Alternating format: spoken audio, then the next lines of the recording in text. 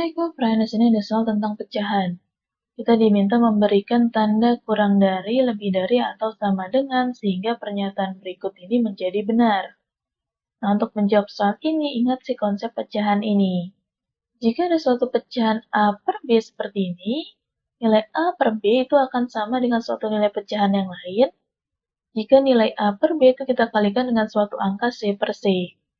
Nah, di sini, ini bisa kita lakukan jika ingin mengubah penyebut ya. Jadi kalau misalkan penyebutnya kita kalikan dengan suatu angka C, maka pembilang juga harus kita kalikan dengan suatu angka C. Jadi dapatnya dia bentuknya seperti ini, AC dibagi BC. Nah, sekarang kita lihat informasi dari soal. Tadi kan kita diminta memberikan tanda kurang dari, lebih dari, atau sama dengan. Sehingga pernyataan-pernyataan ini menjadi benar ya.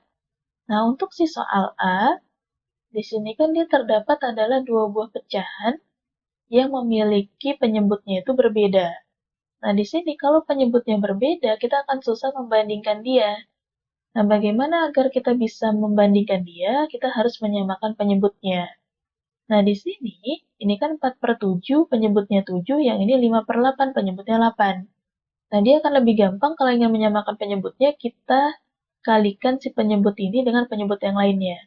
Ini 7, yang ini 8. Ini 7 kita kalikan 8, yang 8 kita kalikan 7. Tapi kalau misalkan di sini, ini kan 7 kita kali 8.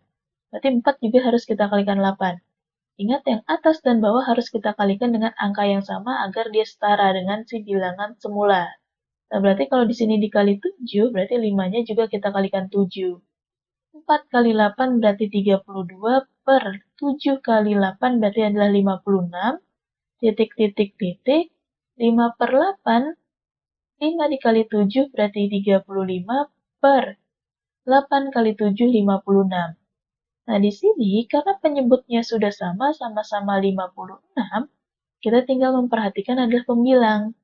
32 dan 35, 32 kan lebih kecil daripada 35.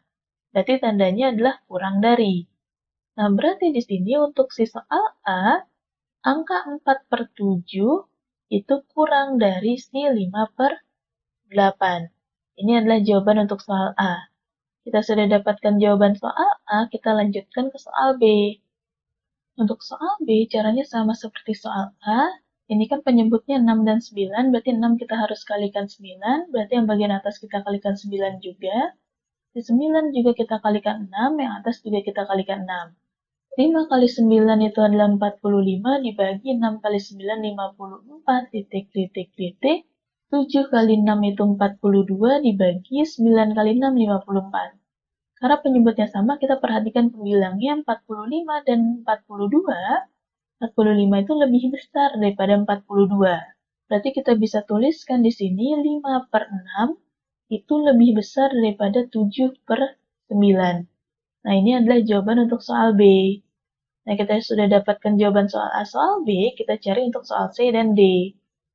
Nah, untuk soal C, seperti tadi, kita kalikan si penyebutnya dengan penyebut yang lain ya. Ini kan 12 dan 8. Nanti 12 kita kalikan 8, berarti yang bagian atasnya juga kita kalikan 8. Yang 8 di sini kita kalikan 12, berarti yang bagian atasnya juga kita kali dengan 12. 7 kali 8 berarti 56, dibagi dengan 12 kali 8, berarti kan di sini adalah 96. Titik, titik, titik. 3 kali 12 berarti 36, per 8 kali 12, 96. Penyebutnya sudah sama, berarti kita perhatikan pembilangnya saja. 56 dan 36, 56 itu lebih besar daripada 36. Berarti tandanya adalah lebih besar seperti ini. Berarti di sini 56/96 itu kan adalah 7/12, harus lebih besar daripada 3/8. Ini adalah jawaban untuk soal C. Kita sudah dapatkan jawaban soal C, kita lanjutkan ke soal D. Untuk soal D, seperti tadi, kita kalikan penyebutnya dengan penyebut yang lain. 9 dan 5 berarti 9-nya kita kalikan 5, 4-nya juga kita kalikan 5, 5-nya kita kalikan 9, 3-nya kita kalikan 9. 4 dikali 5 berarti kan 20, per 9 kali 5, 45, titik, titik, titik. 3 kali 9, 27, per 5 kali 9, 45. Penyebutnya sudah sama, kita perhatikan pembilangnya. Di sini 20, yang sini 27. 20 itu lebih kecil daripada 27, berarti 4/9 itu akan lebih kecil daripada 3/5. Nah, ini adalah jawaban untuk soal D. Nah, ini adalah jawaban-jawaban dari soal yang ditanyakan. Sampai jumpa pada pertanyaan berikutnya.